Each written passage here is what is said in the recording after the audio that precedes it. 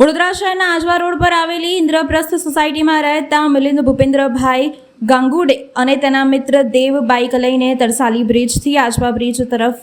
જતા હાઈવે પર આવેલા જીલિયોન કોમ્પ્લેક્સથી થોડા આગળ એક ઝૂંપડા પાસે ઊભા હતા. આ દરમિયાન પોલીસ તરીકેની ઓળખ આપનાર વિજયસિંહ પ્રવીણસિંહ રાઠોડ, ઉંમર 34 વર્ષ, રહે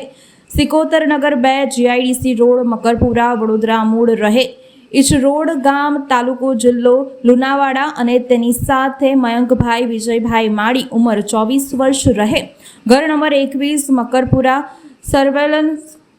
ક્વાર્ટર્સ 2, મકરપુરા, વડોદરા ભેગા મળીને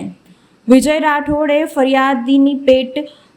કરી હતી અને કહ્યું હતું, તમે કેમ આવ્યા છો, શું ખોટા ધંધા કરો છો, તેમ કહી ફરિયાદીને ખોટા પોલીસ કેસમાં ફસાવી દઈશ તેમ કહી બળજબરીપૂર્વક ફરિયાદી પાસેથી ₹20,000 ઓનલાઈન ટ્રાન્સફર કરાવી લીધા હતા અને ફરિયાદી સાથે રહેલ તેના મિત્ર દેવ પાસેથી રૂપિયા પડાવ્યા હતા અને વિજય રાઠોડે ફરિયાદીના મિત્ર દેવને 2-3 લાફા પણ માર્યા હતા. મકરપુરા પોલીસે ફરિયાદના આધારે વિજયસિંહ પ્રવીણસિંહ રાઠોડ અને મયંકભાઈ વિજયસિંહ માલીની ધરપકડ કરીને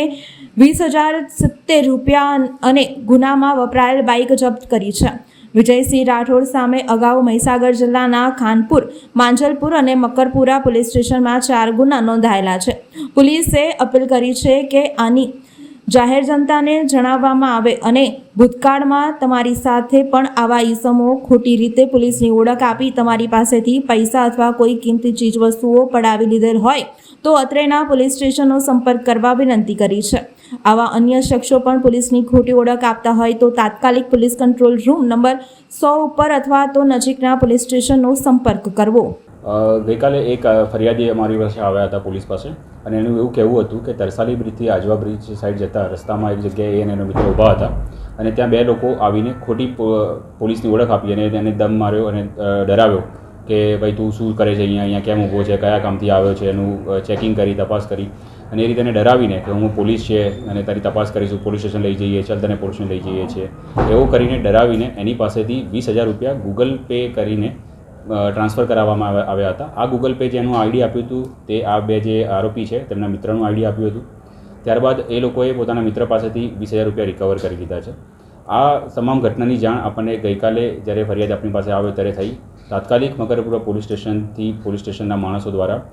કાર્યવાહી કરવામાં આવી અને બંને આરોપીઓને સમયસર ધરપકડ કરી લેવામાં આવી. ફરિયાદી અહીંયા મકરપુરાનો જ રહેવાસી છે અને જે આરોપી છે વિજયસિંહ રાઠોડ અને મયંકભાઈ માળી, આ બંને જે છે એ અવારનવાર આ રીતે ઘણા લોકોને હેરાન કરતા હોય તેવું સામે આવ્યું છે, પરંતુ કોઈએ હજુ સુધી ફરિયાદ કરી નહોતી. એમાં જે વિજયસિંહ રાઠોડ છે તેની પાસે પત્રકાર હોવાનું લાયસન્સ, એક આઈડી કાર્ડ જેવું લઈને ફરતો હોય છે અને ઘણીવાર હું પત્રકાર છું તેવું કરીને કે ઘણીવાર હું પોલીસ છું તેવું કરીને લોકોને ડરાવીને આવી ઘટનાઓ અંજામ આપતો હોય છે.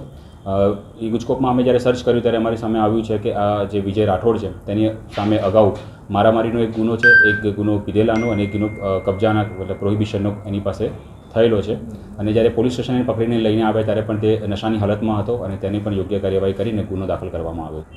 ફરિયાદી જે છે તે પોતાના રસ્તા પર જઈ રહ્યા હતા અને એને કોઈ ફોન આવ્યો હશે એટલે એ રોડ પર સાઈડમાં કરીને ઊભો રહીને પોતાનું કામ કરતો હતો. તે દરમિયાન આ લોકોએ અમને પકડ્યા અને ડરાવ્યા કે અમે પોલીસ છીએ અને તું અહીંયા આ સમયે અહીંયા ઊભો રહીને સાઈડમાં શું કરે છે તેવું કરીને ડરાવીને તેની પાસેથી પૈસા પડાવી લીધા હતા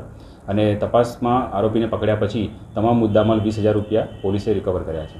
તે બાબતે અમે તમામ પોલીસ સ્ટેશનને જાણ કરી છે કે આવી કોઈ પણ અરજી કે કોઈ પણ એવો અરજદાર આપણી પાસે આવ્યો હોય અને આવી કોઈ રજૂઆત કરી હોય તો તરત તમારું ધ્યાન દોરવું, કારણ કે આ રીતના 2 આરોપી પકડાયેલા છે. તો તે બાબતે તપાસ ચાલી રહી છે અને એનો ફોન પણ અમે રિકવર કર્યો છે આરોપીનો અને તે પણ અમે તપાસ કરી રહ્યા છીએ કે એની અંદર એવા કોઈ બ્લેકમેલિંગ કરતા વિડીયો કે એવું કંઈ હોય જો સામે આવે તો એના પણ આગળ કાર્યવાહી ચોક્કસ કરવામાં આવશે. હાલની જે તપાસ છે તે તપાસ અનુસંધાને ખાલી 2 લોકોના જ નામ સામે આવ્યા છે અને 2 જણા જોડે જ કામ કરતા હતા.